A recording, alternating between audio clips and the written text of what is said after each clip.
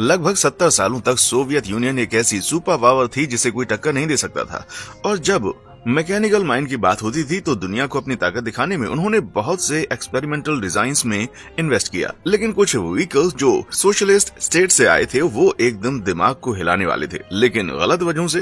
पंखों वाले किलो से लेकर टायर की जगह बड़े बड़े पेंच से चलने वाले ट्रक और यहाँ तक कि उड़न तस्तरी भी, सोवियत का कोई भी डिजाइन बहुत ज्यादा बेकार नहीं था। तो कस कर बैठो, अपने आप को संभालो, क्योंकि हम सोवियत के कुछ ऐसे क्रेजियस्ट व्हीकल्स देखेंगे जिन पर आपको भरोसा ही नहीं होगा कि ये असली हैं।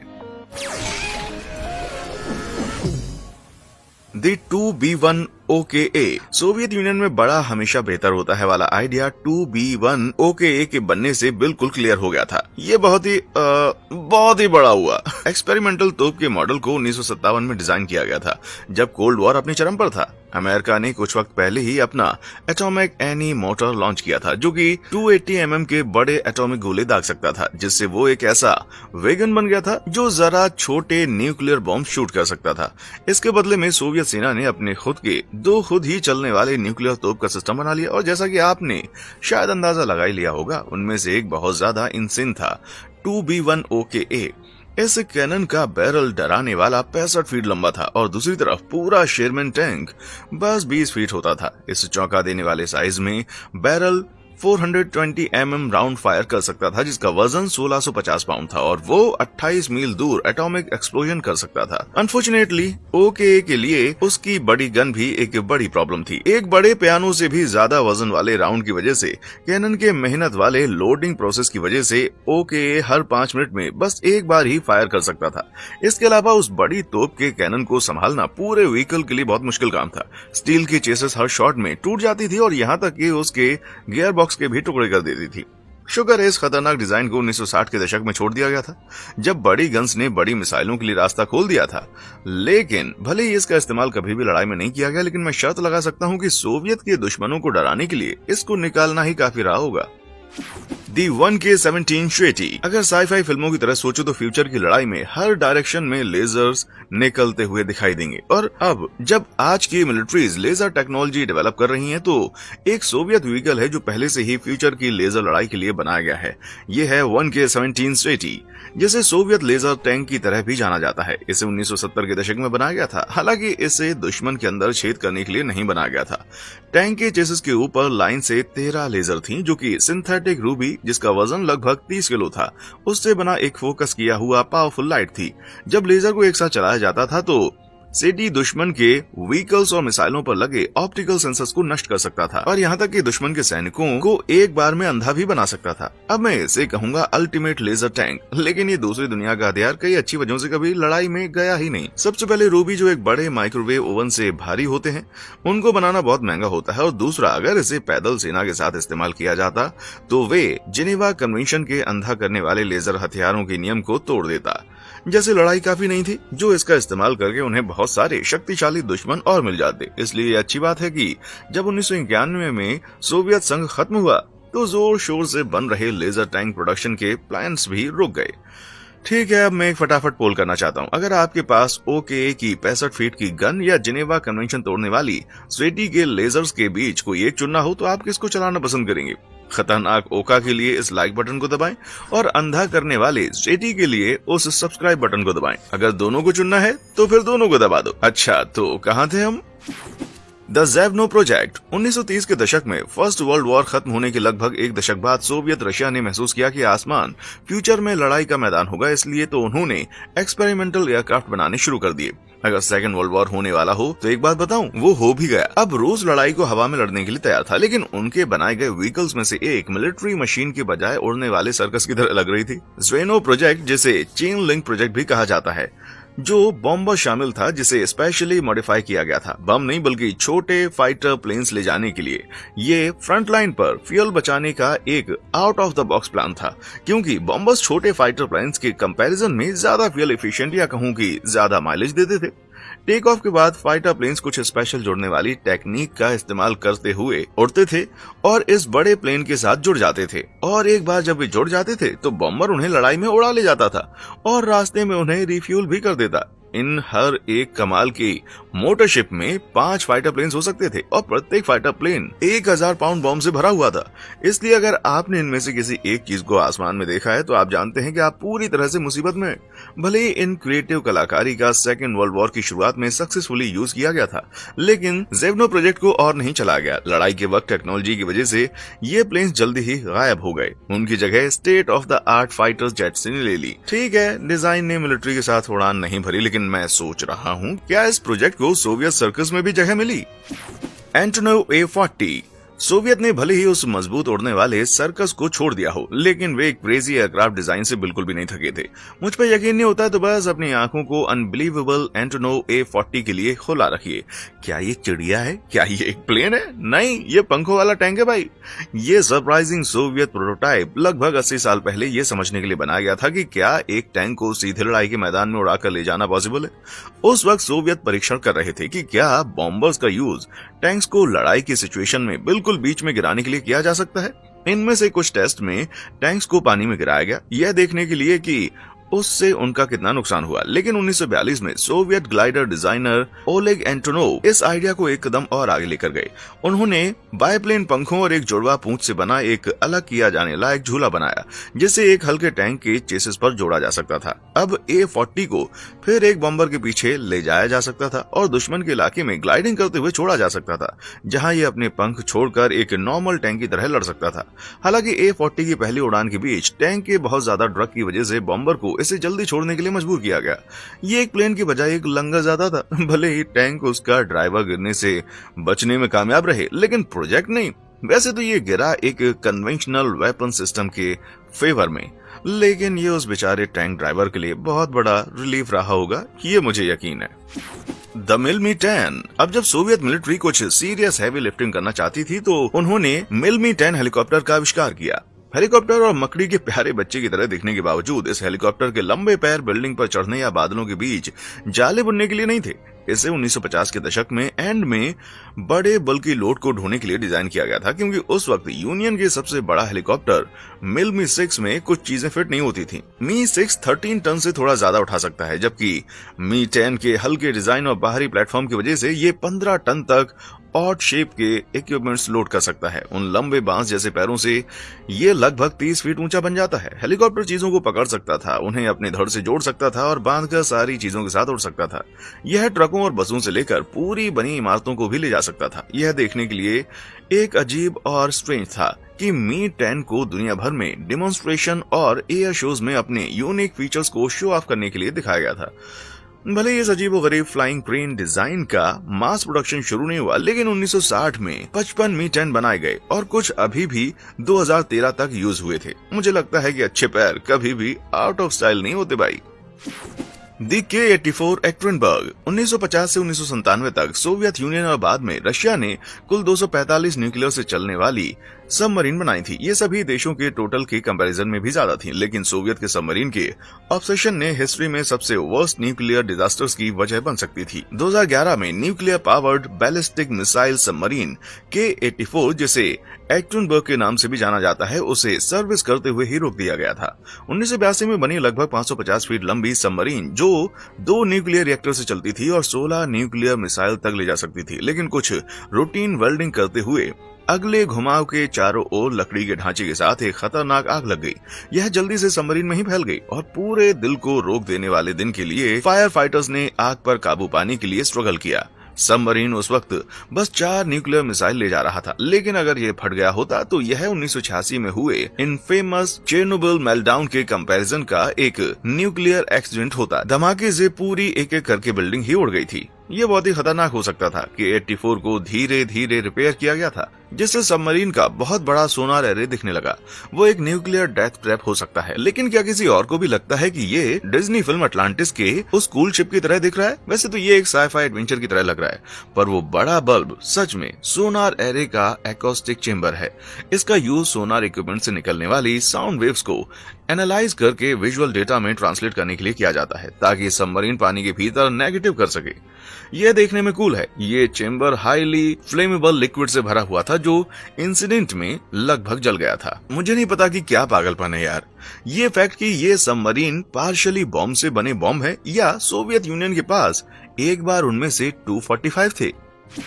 The M15 बेल्फिगोर, जिसे the ugliest plane in the world भी कहा जाता है। The M15 बेल्फिगोर सच में देखने में सबसे सुंदर एयरक्राफ्ट तो बिल्कुल भी नहीं है। पोलैंड के एक सोवियत सैटेलाइट स्टेट से आते हुए गवर्नमेंट ने ये क्रॉप डस्टर डिजाइन किया था पुराने फ्लाइबल N2 बाइप्लेन को बदलने के लिए, लेकिन M15 ऐसा नहीं था जिसे कोई भी अक्लमंद इंसान इम्प्रूवमेंट कहेगा। N2 की तरह बेल्फिगोर भी एक बाइप्लेन था, लेकिन इसका डिजाइन एक टर्बोफैन बेस्ड जेट इंजन के बजाय एक प्रोपेलर बेस्ड टर्बोप्रॉप इंजन से लिया गया था। ये शक्तिशाली इंजन उन विमानों के लिए बनाए गए जिन्हें हाई स्पीड तक पहुंचना था, इसलिए इसका एग्रीकल्चर एयरक्राफ्ट की तरह यूज करना सबसे ज्यादा अजीब था। इसके बावजूद ये अपने विंग्स को अलग करने वाले बड़े सपोर्टर डब्बों में 3 टन तक पेस्टिसाइड को ले जा सकता था, इसलिए सोवियत ब्लॉक को इस प्लेन से बड़ी उम्मीदें थीं। लेकिन सच में इसका डिजाइन एक डिजास्टर था। शुरुआत के लिए इसकी मैक्सिमम रेंज बस 215 समुद्री मील थी। N2 की आधी जेट इंजन को टर्बो प्रॉप के कंपैरिजन में ठीक करना भी ज्यादा मुश्किल था और इसे बनाने और ऑपरेट करने में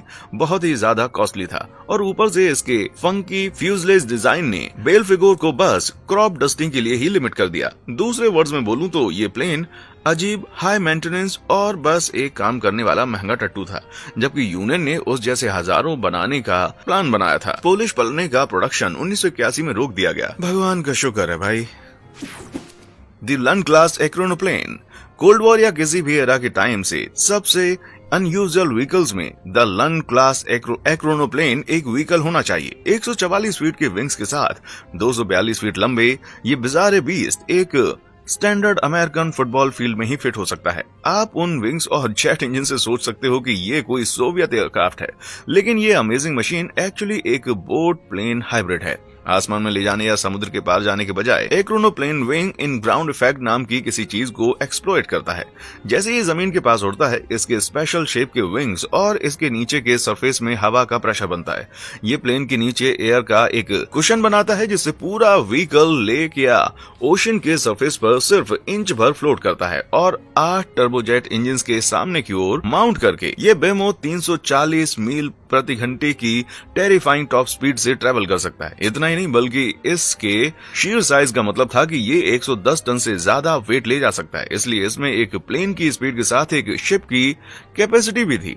बस यही नहीं, क्या आप उन 6 ट्विन सिलेंडर्स जो इसके टॉप पर लाइन से हैं उनको देख सकते हैं? वे पार्टी पॉपर्स नहीं है, वे मिसाइल लॉन्चर्स हैं जो स्पीड और फायर पावर से ये मॉन्स्टर यूनियन के पानी में घुसपैठ करने वाले किसी भी इनकमिंग यूएस एयरक्राफ्ट कैरियर को बाहर निकालने के लिए डिजाइन किया गया था। एक प्रोटोटाइप 1987 में मिलिट्री सर्विस में आया था, लेकिन जब 4 साल बाद सोवियत यूनियन टूट गया तो इस लो फ्लाइंग वाले हाइब्रिड को धूल चटाने के लिए छोड़ दिया गया। हालांकि रूस को कभी भी एक बड़े पुराने सी मॉन्स्टर के खिलाफ लड़ने की जरूरत होगी तो मुझे लगता है कि मुझे पता है वे किस मशीन को रिटायरमेंट से बुलवाएंगे। प्रोजेक्ट इकेप, जितना मैं इसे मानने से नफरत करता हूँ, टिन हैट ओढ़ने वाले कॉन्स्पिरेसी थीरीज उतनी ही सही हैं। यूएफओ होती हैं, लेकिन वे आउटर स्पेस से नहीं आते, वे सोवियत रशिया से आते हैं। इकेप को हेलो कहो। सोवियत प्लेन जो ऐसा लगता है कि ये मार्स पर बनाया गया था, 1978 में बनाया गया कॉन्सेप्ट है ये रशियन उड़न तश्तरी अपने या हमारे वक्त से किसी दूसरे प्लेन से मिलता जुलता नहीं है। अगर इसके बारे में सोचें तो इसका स्ट्राइकिंग डोम डिजाइन ऐसे एयरक्राफ्ट पर बेस था जिसमें कोई अलग दिखने वाला धड़ नहीं था, जैसे कुछ स्टील्थ बॉम्बर और रिकॉनेसेंस एयरक्राफ्ट में होता है। इलेक्ट्रिकल शेप ने एक बड़े विंग की तरह काम करता है और इसके टर्बोजेट इंजन के साथ यह अजीब तश्तरी टेक ऑफ और लैंड करने के लिए एयर कुशन तकनीक पर भरोसा करती थी, बिल्कुल एक्रोनोप्लेन की तरह। इसका मतलब ये था कि ये जमीन के साथ साथ पानी से भी टेक ऑफ कर सकता है। ये सच में एक एलियन कॉन्सेप्ट था, लेकिन एक all terrain aircraft obviously Soviet union military को अपील करता था, तो कोई फर्क नहीं पड़ता कि ये दिखता कैसा था। जैसे ही प्रोटोटाइप डेवलप किए गए, इंजीनियर्स ने अनुमान लगाया कि ये हाईली एरोडायनेमिक डिजाइन पर पैसेंजर किलोमीटर बस 14 ग्राम फ्यूल यूज करेगा। दूसरी तरफ उस वक्त के रेगुलर प्लेन्स में पर पैसेंजर किलोमीटर 45 ग्राम फ्यूल यूज होता था और इसके कमर्शियल इम्प्लीकेशंस बहुत ज्यादा थी। इसलिए L3 जैसे बड़े मॉडल को 400 पैसेंजर्स तक ले जाने के लिए डिजाइन किया गया था और जिसमें पैसेंजर अपनी कार्स के साथ जा सकते थे। लेकिन इसका भाग्य बाकी क्रेजी सोवियत व्हीकल्स की तरह यूनियन के साथ ही चला गया। एक ही प्रोग्राम रुक गया और दुख की बात यह है कि ये फिर कभी शुरू नहीं हुआ। लेकिन अगर ऐसा होता तो क्या आप सोच सकते हैं कि आज हमारे एयरपोर्ट्स कैसे दिखते? मैं किसी भी दिन इकोनॉमी सीट पर यूएफओ की ट्रिप करूंगा भाई।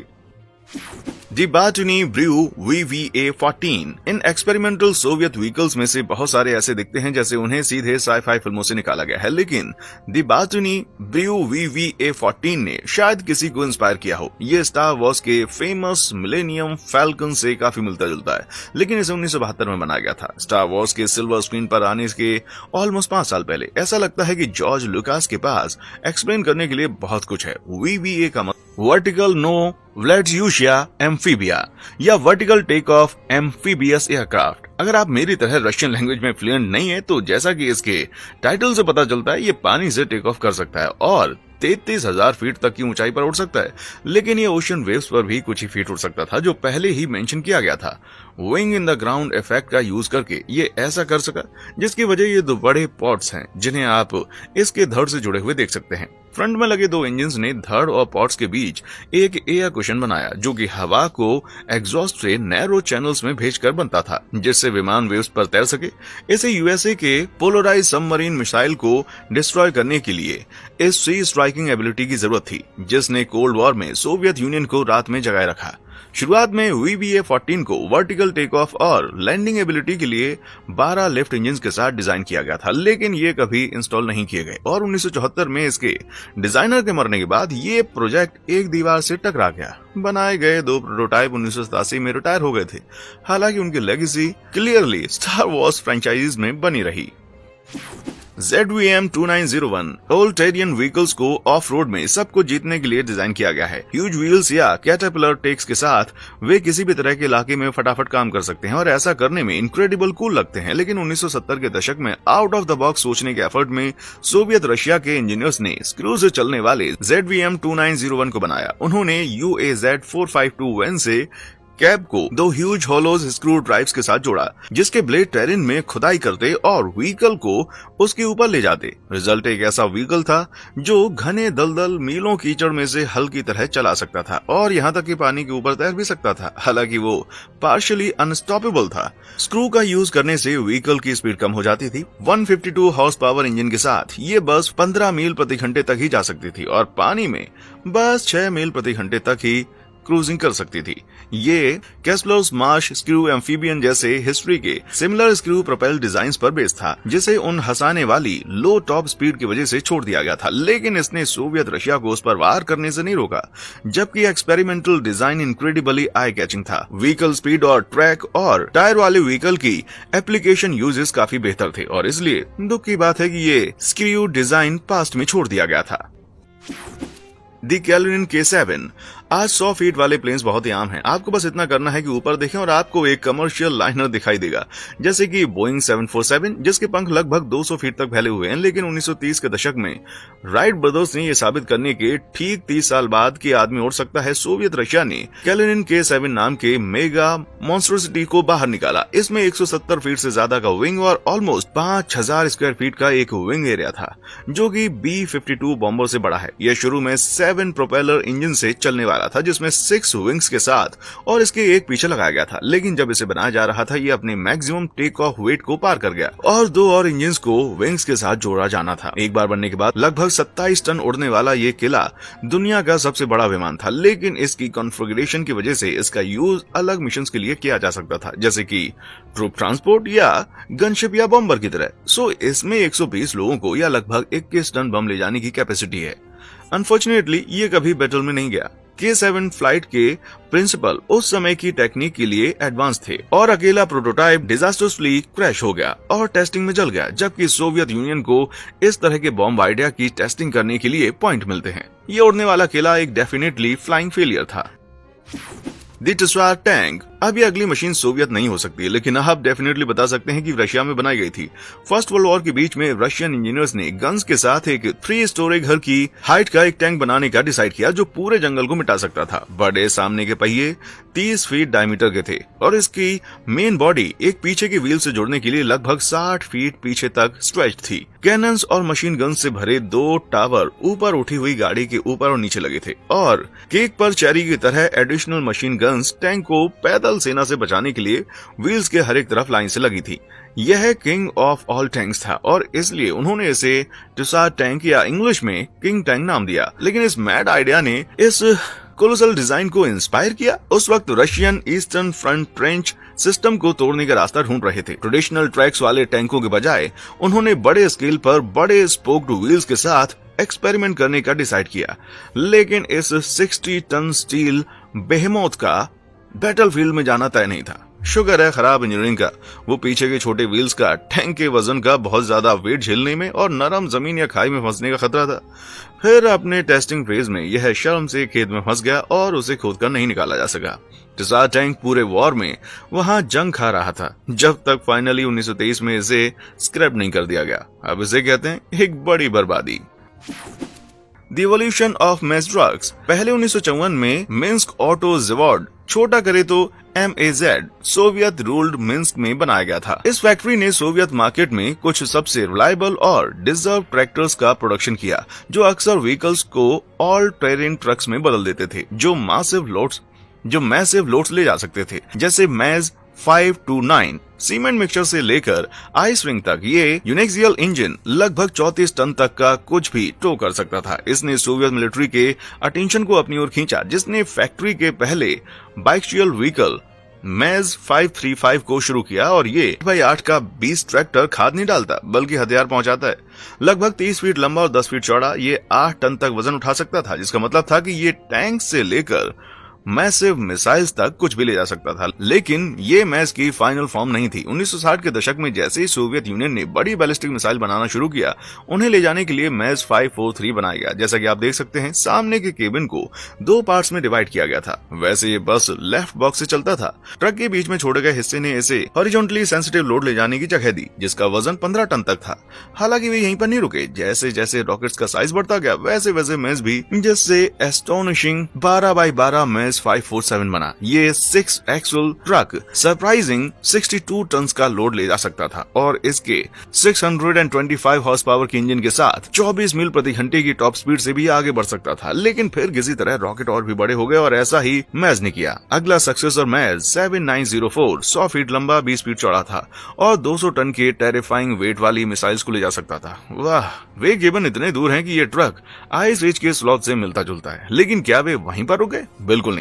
दिमाग हिला देने वाले 24x24 व्हील्स 12 एक्सल मैज 7907 से मिलिए। इस मॉन्स्टर मशीन को टी-सिलेंडर 2 मिसाइल्स को ले जाने के लिए डिजाइन किया गया था, जिनका वजन 100 टन से ज्यादा था और ये सरप्राइजिंग 74 फीट लंबा था। ये लगभग 6 स्टोरी बिल्डिंग के साइज के बराबर है। अनफॉर्चुनेटली प्रोजेक्ट शुरू होने से पहले सोवियत यूनियन खत्म हो गया और बस कुछ प्रोटोटाइप 7907 बनाए गए थे। ये मैड मिलिट्री मेज डिजाइन्स के लिए रोड एंड था। लेकिन ये कितना वाइल्ड और व्हीली था। आपके अकॉर्डिंग इनमें से कौन सा सोवियत व्हीकल सबसे ज्यादा क्रेजी था, या आपने उनमें से किसी को म्यूजियम में अपनी आंखों से देखा है? मुझे नीचे कमेंट सेक्शन में बताएं। और हाँ, देखने के लिए शुक्रिया।